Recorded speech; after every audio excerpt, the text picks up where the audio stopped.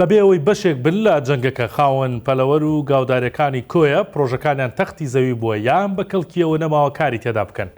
موشک و درۆنە بێڕەحمەکانی شەڕ ژیان و گوزەرانی سەخت کردوون. ئەو کار و کەسابەتەشی پێی دەژیان لی سندونەتەوە. ئەمڕۆ ژمارەیەکیان گرتبوونەوە و داوایان کرد حکوومەت قەرەبوویان بکاتەوە و دڵنیاییان پێ بدرێت کە جارێکی تر نەکەونە بەرهێرش.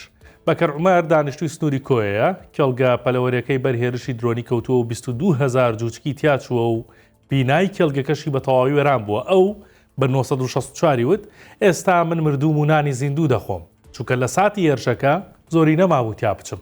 خاوەن کێڵگە پەلەوەری و گاودارەکان کەوتونەتە دۆخێکەوە بە ترسەوە سەردانی کێڵگەکانیان دەکەن چونکە ترسی دووبارە بوونەوەی هێرشیان هەیە و تەنانەت کرێکاریش ئامادە نین کاریان بۆ بکەن.